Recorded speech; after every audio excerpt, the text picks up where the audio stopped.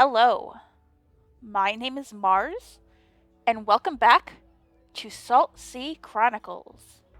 In the last episode, we talked to Lisa, Aaron's mom, and she is willing to help us distract him and get our ship back, but only if we're able to find a lead to find where Maya may have gone off to, and a way to distract her son. So, I guess we're gonna have to look around the island a bit, because I have no idea what either of those things might be. And when we click on the door here, it says something amiss rather than telling us to leave. Oh, a word of warning. Merle adjusts his bag and notices a strange piece of paper poking out of the top. Iris, did you put this here? No, I don't mess with your stuff. What is it? Merle frowns and unfolds the piece of paper. Don't trust the blow-in. Who could that be about? Neshko. I think they mean Neshko, up on the cliff. Confounded gossip. He is a bit eccentric, but enough to require a warning.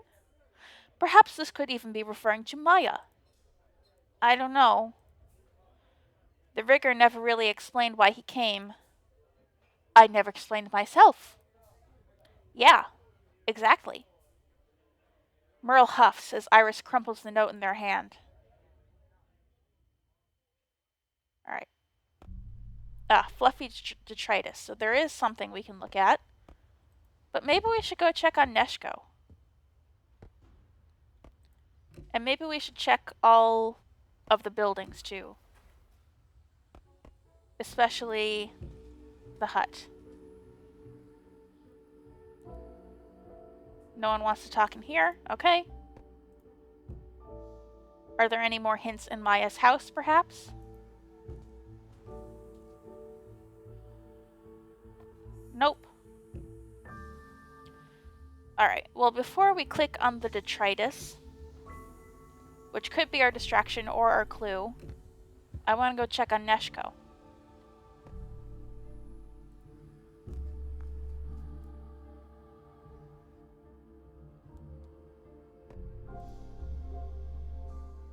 Neshko is gazing through the window as if something is troubling him. Maya or Neshko? I don't know. Merle and Neshko seem like they get along, so I kind of want to ask how he's doing. Excuse me. Is something troubling you? Neshko shakes his head and slowly turns. I was just thinking about the sea. It's so empty and also so full. Merle waits for an explanation, in vain. The Njar coos on its perch.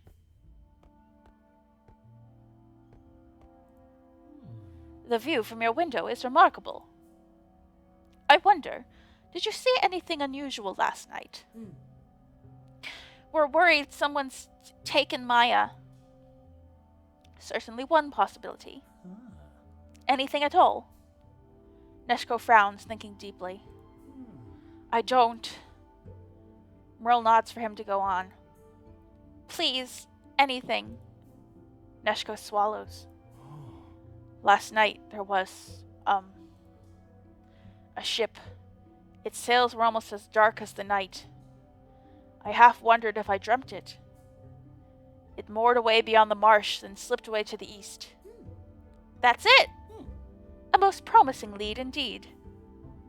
Neshko sighs deeply and strokes Dora's back. Can you tell me any more about what you're looking for? I mean, I know we can trust Neshko because he's going to join our crew. Iris didn't seem bothered by the fact that we were warned about him, and I think that he and Merle should be friends, so let's trust him. Or, that was certainty about whether we were going to find Maya. We're going to find Maya. We're going to make sure she's safe.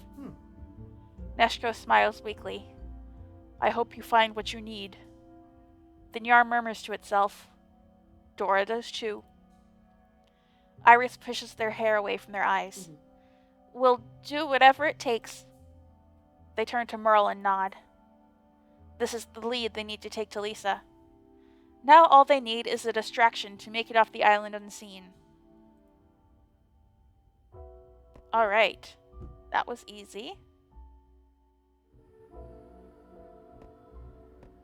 Yeah, I don't think there's going to be anything more for us in Puggle's Clutch. So let's look at this detritus. Feathers by night. Merle and Iris step through a circle of delicately suspended feathers. Someone is tending to the display with care and precision. Setting up for Njarmeister night? Already? It's never too early. Ask about the Njarmeister. I'm not entirely sure what that is. Njarmster?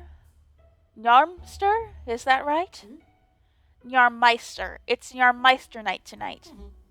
Ah, of course, of course. No one is saying more. And, what is that? They turn to stare at Merle. You've been here 3 muckle moons and you still don't know. Tonight is the night the Njarmeister appears to tell us of the wind and the tides for the coming moon. So the Njarmeister is a ceremonial role in the cultural traditions of the remote and often inclement island of Njarfie Roust. I kind of assumed that Aaron was the Njarmeister because he was set up in a position of power, it seemed. Maybe I'm wrong. He looks out at the dark clouds gathering on the horizon. Should be a big one. Ah, and this is some kind of supernatural entity? It's Aaron in a mask. The Njarmeister protects us. Been that way since we came through the hard times. Not even a good mask. Oh, so if he's gonna be doing this ceremony, then why do we even need to distract him? He's got a distraction already happening. Fascinating. Merle reaches out to touch a feather about to pose a question, but pulls a hand back as the singer suddenly flaps him away. These are not for you. Iris smiles apologetically. Only Aaron can touch the feathers. The Njarmeister, I mean. Apologize. Apologize to him, Merle. Merle puts his hands up, gesturing surrender. I apologize. I meant no disrespect, truly. The citizen points shakily at Iris. Outsiders must never touch the feathers. You should not have let him approach. Merle withdraws, nodding with all the politeness he can muster. He leans into Iris. This ritual, Aaron is involved. Yes, he... Their eyes widen in realization. When is it? Iris tugs at their shirt, suddenly uncomfortable. For Maya. Sundown, tonight. And so when the whole island is distracted... Okay. It's the plan Lisa needs. The feather arranger eyes them both suspiciously. Merle gives a polite smile, gears whirring in his mind. Alright, let's check on this. Alright. The rigger Neshko reported sighting a strange ship passing in the night. And we learned that Aaron leads a peculiar community ritual of Njarmeister night, a perfect diversion. And I should remember, these logs are from Merle's perspective, so if he says something is peculiar, that doesn't necessarily mean it is. Alright, what else? Yay, we got all of them for the Call of the Njar. Who can resist the Call of the Njar, especially when it's the primary resource in which you have to build a community? And a strange ship. This is the one in the picture that was in Maya's house. Okay.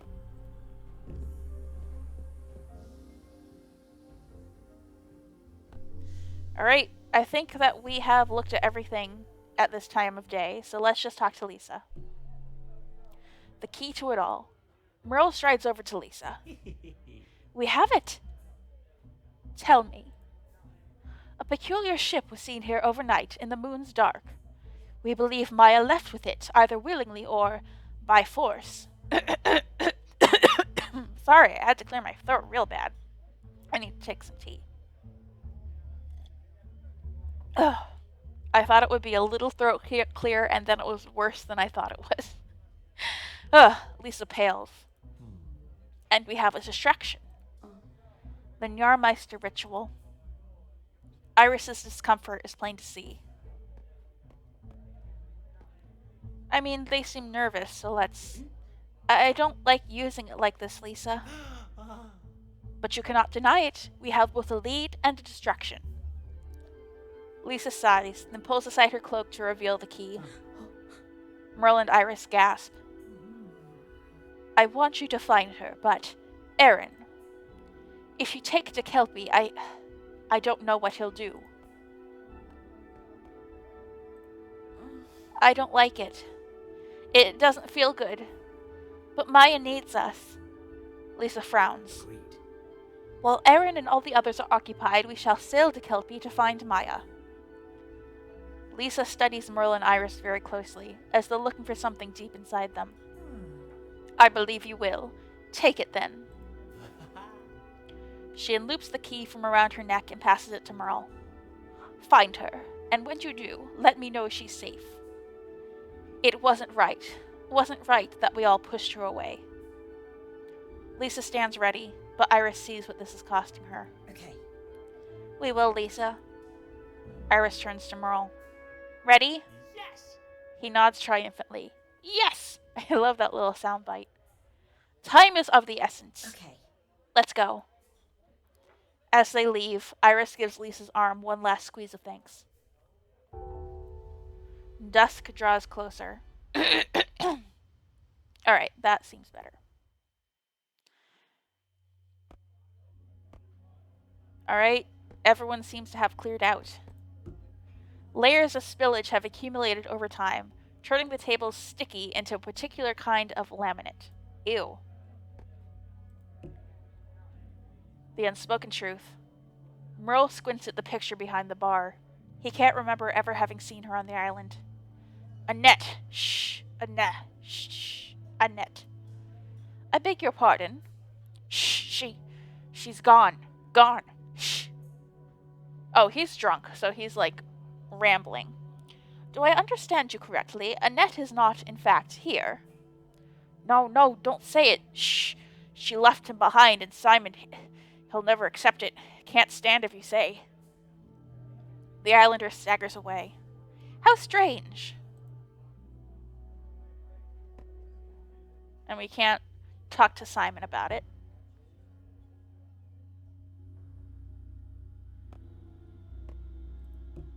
The community gather, tensely awaiting their Njarmeister. There's Aaron. Aaron stands high above the crowd, adjusting his complex costume, shedding feathers into the breeze. A night without Njars. Iris looks over the nest, spruced and dressed for Njarmeister night. I've been at every Njarmeister night since I was born. Iris looks towards the sea.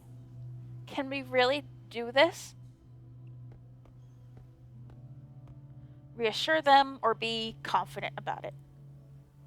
I have every confidence in you. I know you've, struggled to find a purpose that suited you.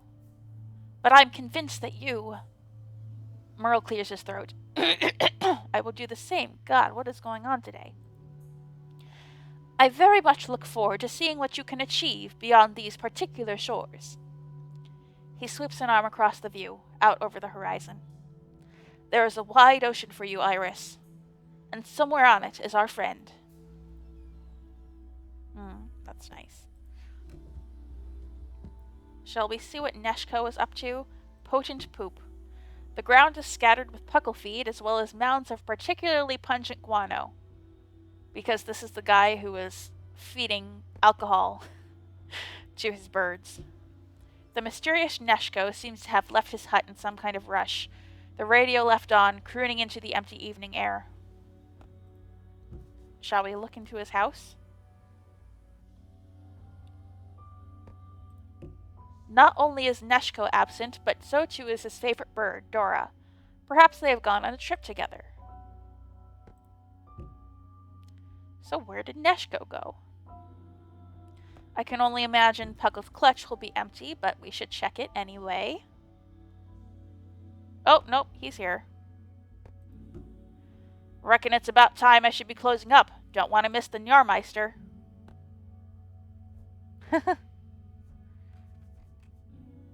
Oh, it's all dusty here. I'm cleaning up for you, Dawn. I love the way that the mouse interacts with the stuff in the environment. It's very nice.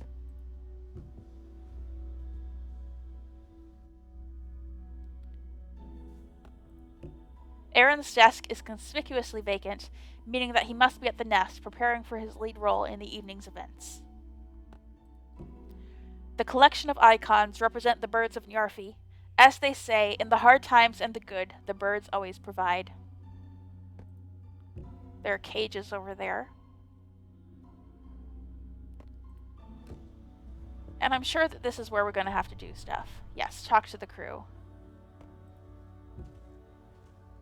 Hey, Celeste. We can't talk to you? Even though Celeste's retreat is empty, it still feels warm and curiously full of life.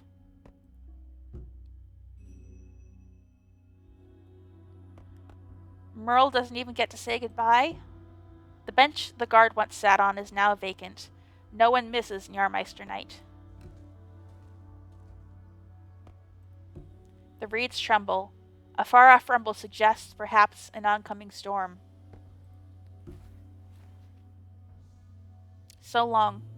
Iris pauses, watching the sun set over the marshes. I always dreamed about leaving. But radio, it can go everywhere. Maybe it sort of kept me here?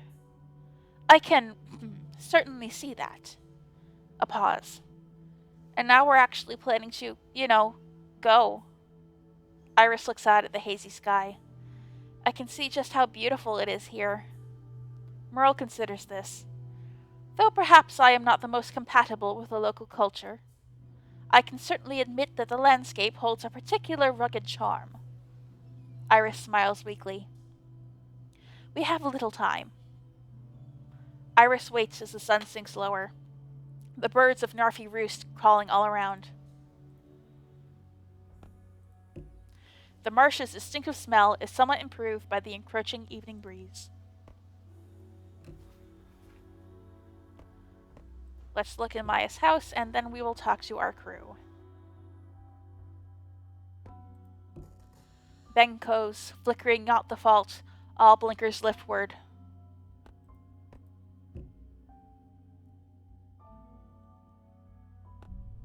Alright, let's talk to our crew. Time to go.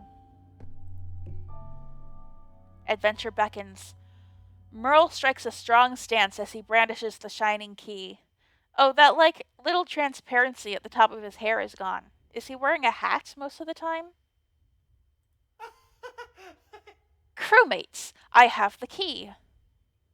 Molpe and Stu look up from playing with Ade. To what? To finding Maya. We're leaving. We're taking the ship tonight. Slow down, Popples. We can't. Iris gestures excitedly, swinging their arms. Maya's been taken by this weird ship. Or perhaps departed of her own accord. She's been taken. People saw this big weird silent ship with huge indigo sails come in. We've got to follow. That is indeed the essence of it. Okay. And, the Kelpie's our boat, right? We remade it. It can sail, so we're going. Tonight, during the ceremony, we're taking to Kelpie and we're finding Maya. Molpe and Stu are struggling to take all this in. Before they can speak, another figure slips into the cabin behind Merle. You need to take me with you. Intrigue. You, want to come? Why should we let you? Maya was kind to me, while others here ignored and isolated me. She was kind. I'd like to help. Please. He looks hopefully at their stunned faces. I'm the best rigger you'll find. They all look at one another. Except, of course, Iris is caught up with the excitement of the plan. Okay. Cool, you're in. Right, everyone? Merle and Stu both draw breath, one furious and the other perplexed. But then Molpe clears her throat. All fall silent. Listen. Enough talk. I don't want to leave. I don't want to betray this island. She looks at Neshko. I don't want to sail with people I barely know. She looks at the rest of the crew. But if Maya needs our aid, I won't leave her waiting. It just occurred to me that the text box here is acting as a table for them to have their congress around. That is so cool. I love that. She looks at Neshko carefully. You want to help Maya? Neshko nods firmly. Okay. Well then, you're welcome. She sits back. Iris suddenly has a thought. But what about your bird, Dora? Ah, yes. Goodbye is never easy, but Lisa agreed to take her in. She seemed grateful for the company. Dora will be well cared for. Ade burbles happily, as if excited to set sail. Little baby noises. Should we be solemn or excited? Let's be solemn. I don't think most of the people here really want to leave the island, except perhaps for Iris and Neshko. So we'll be solemn. It is decided. We set sail tonight. And Molpe, will you be our captain? Molpe shakes her head as if to shed the unwanted title. Maya is our captain. Until we find her, we're a crew without one. We'll take decisions together. Iris takes Merle's hand, and Neshko's. Together! The moment does not quite come together as Iris imagined, with hands raised, joined as one. But they are a crew now. And they have a plan. Alright. There's Aaron in his bad mask. And there they go running. Oh, this must be part of the Njarmeister ceremony. Aaron is like attached to a zip line, I guess. I know tutorial. I'm just taking in this image. And here they are getting on their boat. The Kelpie.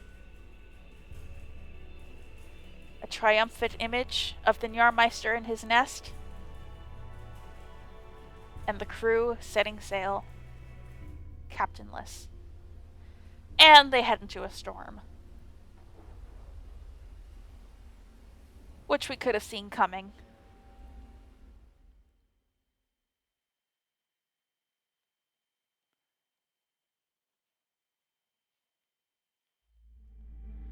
The newly minted crew of the Kelpie, having sailed straight into a storm, find themselves in a still moment.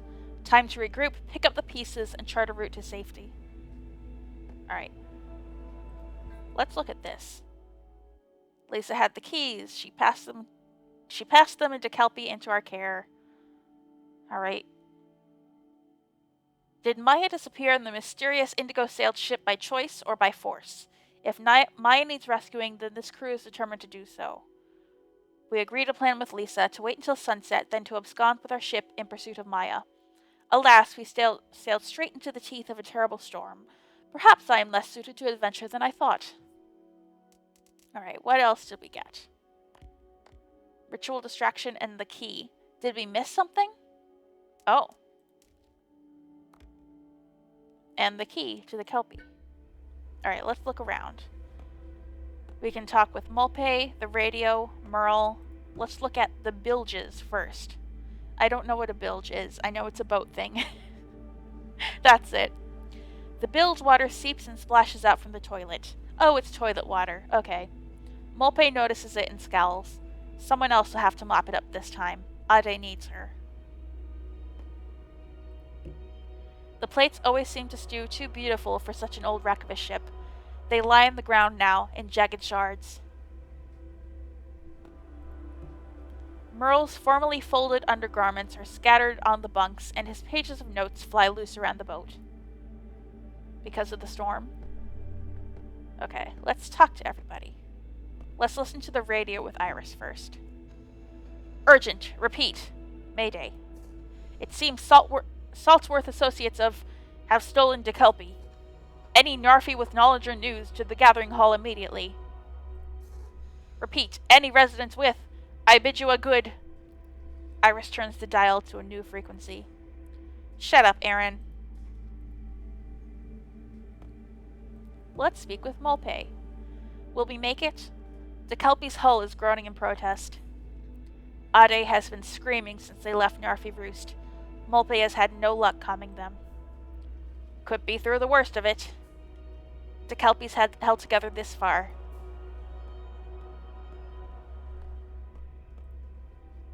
As far as we know. We can check it properly at the next port. A powerful wave rocks them violently.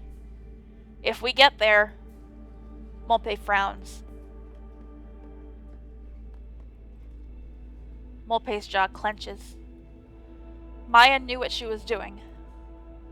De Kelpie is sound. Aye. Ade's screams grow louder.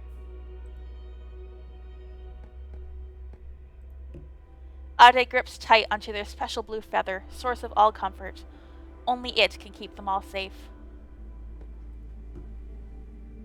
Gathering storm. A sudden wave knocks de Kelpie. Merle falls to the deck, catching his already injured arm on the way down. Rust it! Merle is not usually someone to use such language. He clasps his arm. Neshka looks over, concerned. We'll weather this storm, I'm sure of it. Merle raises his voice to be heard over a sudden squall of rain. What's that?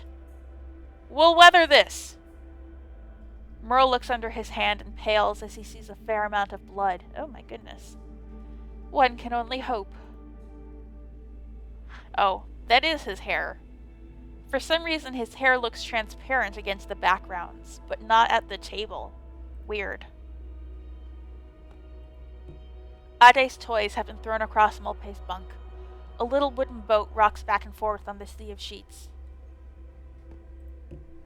The sea is calmed for now, but the roar of the storm is returning, like a beast that wants to split the darkening sky. We can do this. De Kelpie hasn't put out to sea in a long time.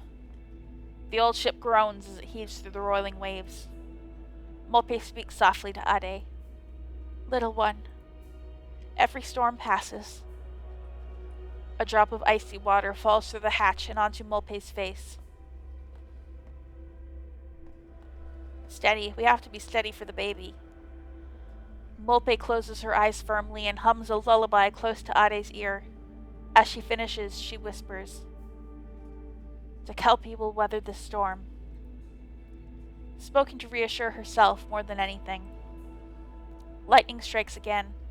Was that boom of thunder even closer than the last? Ade whimpers and holds close to Molpe's chest. Splintering patience. Neshko wrestles with the helm. His hands slide on the wood, then his teeth grit in pain. A splinter. Oh no, those are the worst. I feel like that's the worst possible thing that could have happened in the middle of this storm. A splinter. I sound sarcastic, but I kind of mean it. That sounds awful. Come on now, little ship. Alright, is that everything? Now the journey begins. Life in the old boat yet. The storm clouds are gathering again. It appears they will need to navigate yet more rough seas. The crew must discuss together what move to make next. Once you decide, there's no return. Go forth or go back? Does go back mean go back to Njarfie Roust? I don't want to do that. So let's keep going forward. It's time to proceed. Oh, go back means go back onto the ship, maybe? The waves have calmed for now, and the crew have time to come together to take stock. The winds have died down. I lashed the helm. We have time. We're safe. Merle scoffs at this. Flood!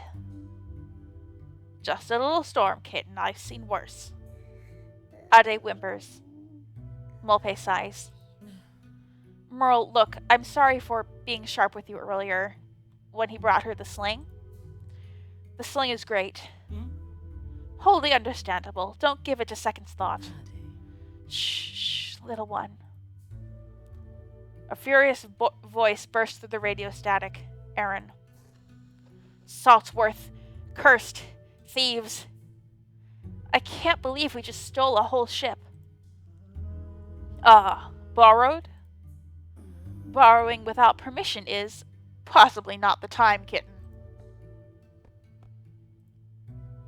The crew falls silent for a moment. Neshko speaks in a hollow voice. There was a ship. I saw it. Silent. Deep blue sails. So we borrowed, the storm kittens. We're out of it for now, but we suffered plenty damage, and the skies still look bad. Mulpay stirs reluctantly, knowing the crew listen to her. Listen. The Kelpie's tough, but we didn't finish our work. Oh no.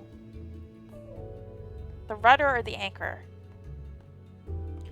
I think the rudder is most important right now, because if you don't have a rudder, then I don't know how boats work. But a rudder helps the ship steer, right? An anchor helps it stop. So right now, as we're moving through the seas, I think the rudder is the biggest concern. Rudder's shot. In need of serious attention. We can barely steer. Aaron's fault. We can't steer? That does seem pressing. And even if we could, do you remember when we were sailing aboard? Anyone remember putting in an anchor? Stu is the quickest off the mark. Oh. Neshko laughs quietly. What? We haven't got an anchor. No way of mooring, and even if we did... Be strong, Mulpay. Hey. Maya needs us. Irish looks to Merle for reinforcement. He nods. The evidence would surely suggest. Can't go back now anyway. She gestures at the curses crackling from the radio. So, what now? They sit in the creaking galley, newly formed, uncertain of each other. Confound you. Rudder were never... You just try and... Oh, so he deliberately messed with the rudder. That's what Iris was saying.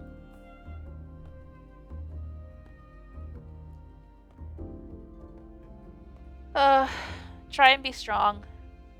We haven't lost hope yet. We're heading east. No way of changing our heading. There's something out that way. Mulpay nods. The float.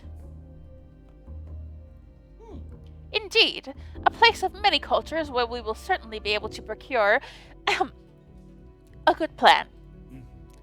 They should have what the rudder needs. And an anchor. Yes. We'll be able to use the sails to find a stop. As if in answer, a squall of wind batters the ship. The crew hold on, looking to each other. And then, well, it's not like we don't know how to fix the ship up. The voice in the radio fades as the little ship rocks in the growing waves. Okay. Let's get our ship in, as best we can. The crew are ready. Nice.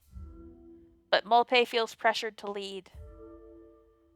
Mulpay apologized for being sharp with Merle, but why did Neshko push his way on board? Alright, I got my first achievement. Fair winds. It was their boat anyway.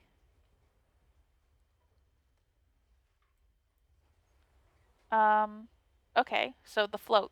I think we have no choice but to go here.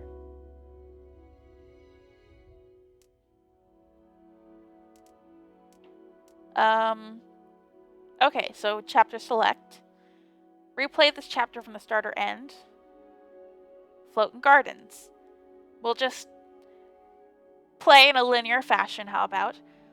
The crew crash land on the traveling trade community known as the Float. They need to search for leads and repairs. Who will explore the busy thoroughfare? Yes. Let us head to the Float. Needed some tea. There are people just relaxing, watering plants, reading a book. The same woman is picking berries, trimming leaves. So this is a... Are there only 2 people on this island? Oh, there's the Kelpie in the distance. And it comes crashing to shore just as she's taking a nap.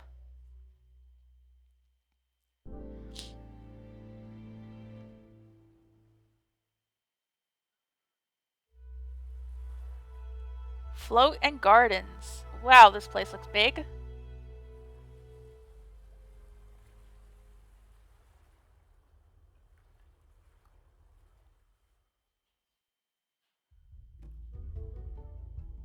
This special conversation is available because you resolved an issue. Nice. To track issues, access them in the menu hub. Everyone's uncomfortable with Neshko. Iris is still annoyed with Merle, and Mope feels pressure.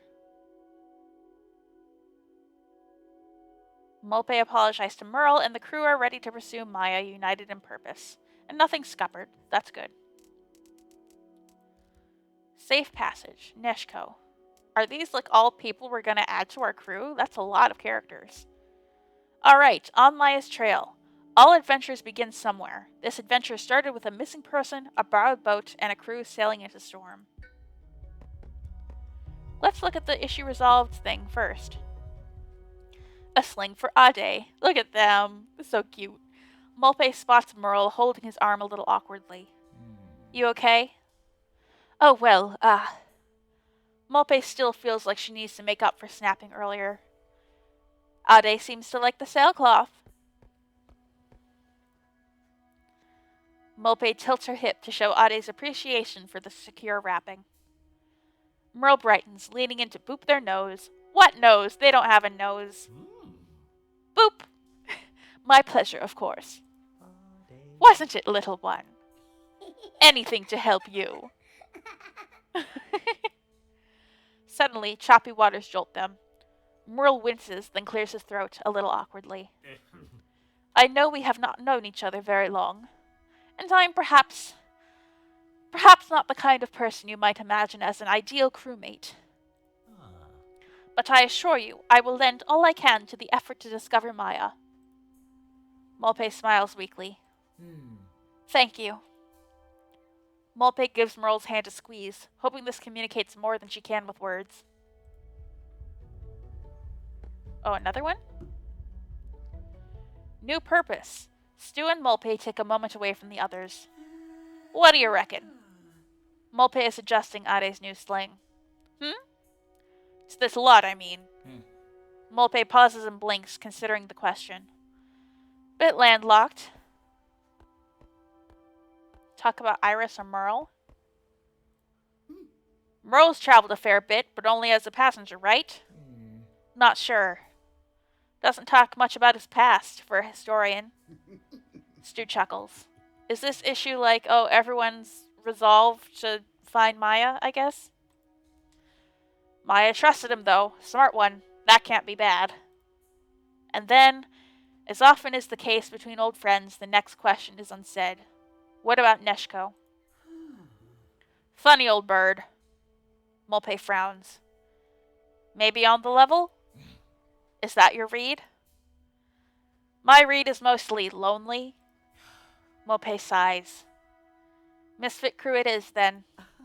Misfits of the Kelpie. Should be our call sign. Mope lets out a broad staccato laugh. Glad you're here, old friend.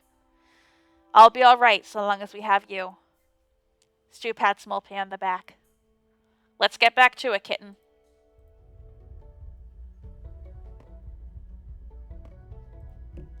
The Kelpie is bruised, but made it through the storm. This old ship was built to last, and for now, it's the crew's home.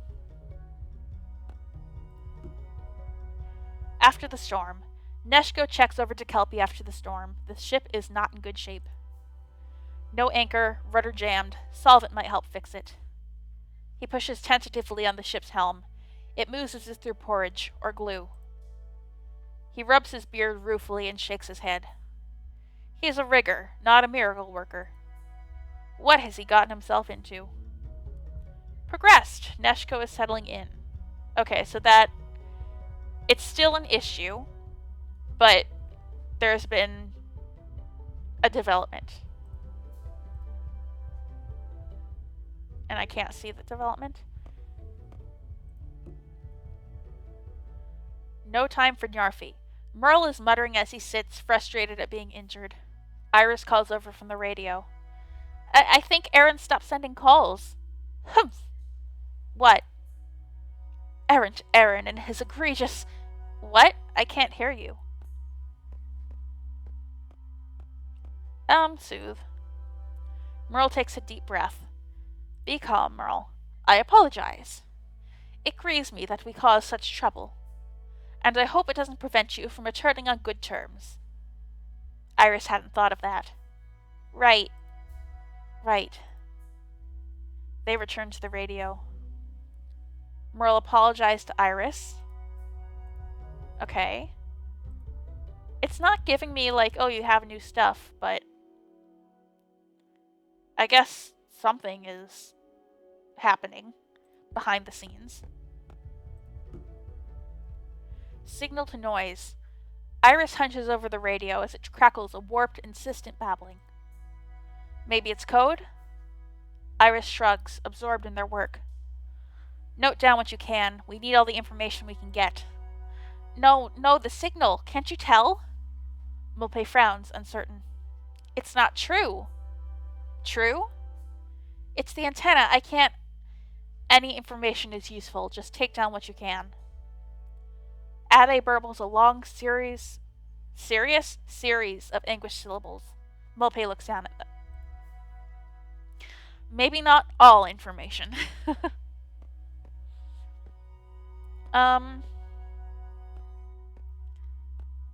Alright. I feel like Iris was excited before, but now that they're away from home, things might be a little more difficult for them. I can't focus like this. Too much noise. Their head is pounding. It's like all the stress of the night is bearing down on them. Mulpay breathes deeply. Someone needs to hold this crew together. Take a break if you need. We've got time. Iris turns back to the radio, brow furrowed. Near capped, mayhap the cedar, dogsome designs, but fuel. Iris peers nervously through the porthole. The float looks so full. They've never been anywhere but Njarfie before. A deep cut. Merle takes a sharp breath and holds the wound on his upper arm. Stu looks at him, frowning. Let me look, kitten. No need. I'm perfectly capable. We all know you're capable. We also know you're proud. Pride? I'm not proud. I merely... Stu raises a single eyebrow. Merle gives a resigned sigh and holds out his arm, wincing. Rust. A deep cut. It is. Stu sniffs at the wound. Sniffs? Like smells it? He jerks away in confusion. That's gross. Please, we need to clean it properly before the stitch. Merle pales. Just a couple stitches. I'll have it done in no time. Stu shouts to the boat as a whole. Sabla! We need fresh sabla. That'll heal you up and prevent infection. Not the easiest to come by, and salt water will do, but let's see if we can get you some sabla. If anywhere has it, the float will. The galley is a chaos of scattered spices and battered cookware. Stu sighs. It's going to be a long day, rescuing what she can. Mulpay tries to console a wailing Ade. Their special blue feather, source of all comfort, has fallen into the bilge. Oh no! Maya frustrations.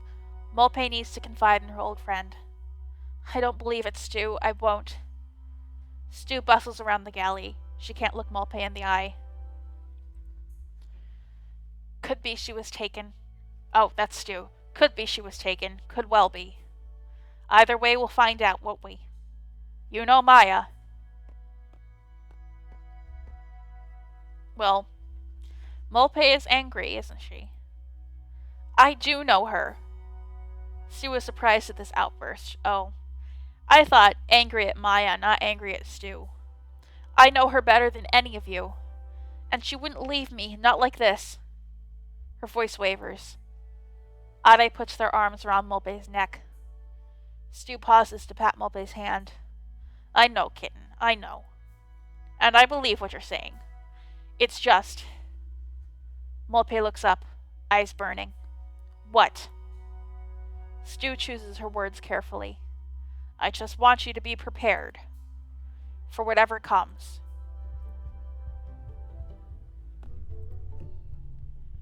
Ready to go? Are you ready to gather the crew and decide who will visit the float? I think we'll do that in the next episode. It just saved, so we will disembark and head onto the float next time. Until then, I have been Mars, and I will be back with more Saltsea Chronicles.